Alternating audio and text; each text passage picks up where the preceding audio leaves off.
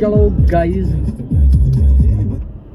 ਹੁਣ ਆਪਾਂ ਚੱਲੇ ਆ सतवा नो सिटी वॉक से निकले ਆਪਾਂ सिटी वॉक से जाएंगे। अभी हम सतवा ऑलमोस्ट जो डाउनटाउन का काम था वो ख़त्म नहीं हुआ है काफ़ी पिकअप डिलीवरी का काम कैसे करते हैं यहाँ पे काफ़ी हार्ड है। जगह जगह आपको घूमना पड़ता है। स्टार्टिंग में तो काफ़ी हार्ड होता है क्योंकि लोकेशन वगैरह पता करने में टाइम लग जाता है।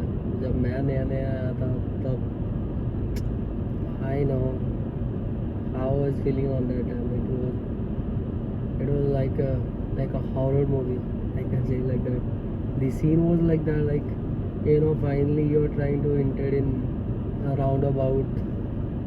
In roundabout it's very hard how to enter and exit the roundabout. जो बड़ा वाला roundabout होता है उसमें तो भाई लग जाते हैं बंदे के सीरियसली, और जो छोटा वाला होता है उसमें तो बंदा फिर भी मैनेज कर लेता है। और यहाँ पे आपको ना एक चीज़ का बहुत ज़्यादा ध्यान रखना है। जब भी आपको लेफ्ट राइट यू टर्न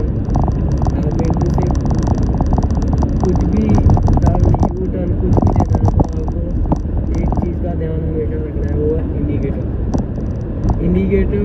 और अगर आप लाइन चेंज कर रहे हो तो डिस्टेंस, जो कि आजकल लोग नहीं देखते। बट अगर आप स्कूल्स में जाओगे यहाँ पे आपको टीचिंग करवाते हैं जब लाइसेंस के लिए जाना है। ये इंडिया पाकिस्तान जैसा नहीं है। यहाँ पे आपकी थ्योरी टेस्ट होता है, आई टेस्ट होता है, फिर थ्योरी टेस्ट होता है आपका। थ्योरी में जो आपको सिग्नल वगैरह बताए जाते हैं कि सिग्नल का क्या मतलब है, उस सिग्नल का क्या मतलब है। अगर आप कहीं दूर जा रहे हो, वेकेशन के लिए जा रहे हो, पिकनिक के लिए जा रहे हो और वहाँ पे यू नो एप्पल्स और ऊँट वगैरह कैमल वगैरह का लगा होता है कि वहाँ पे कैमल वगैरह हो सकते हैं। So be careful.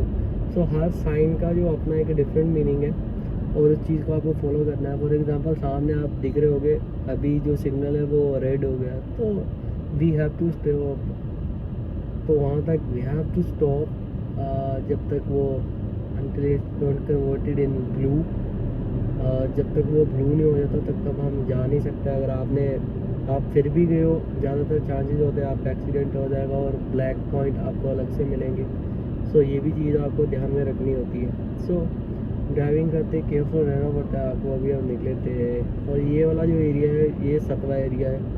Right side पे आप चले जाओगे तो डाउन ही है, शेख याहिद रोड आपको देखने का मिलेगा।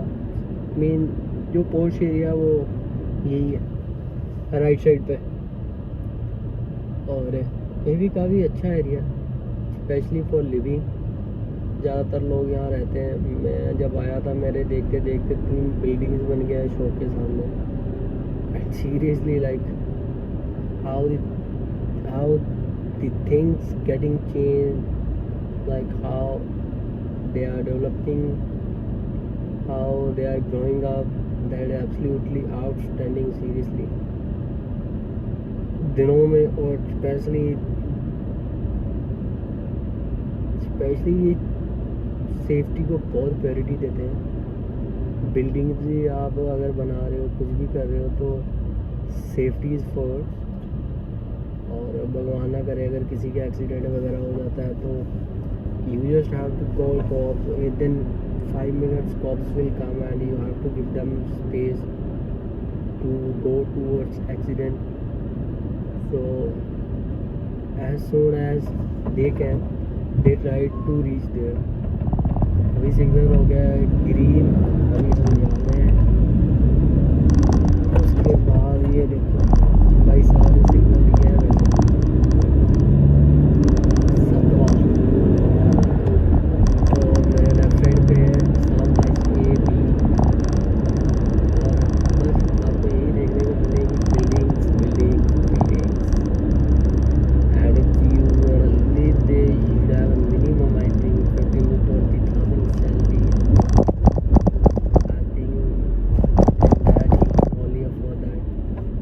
Otherwise you have to go for a bit space and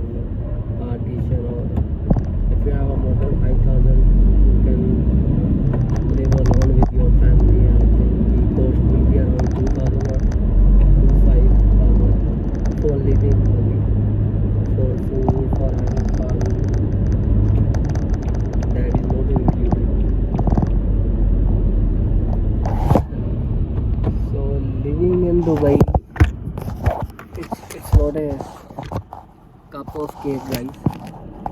Living in Dubai, it's not a joke. You should have a good salary package.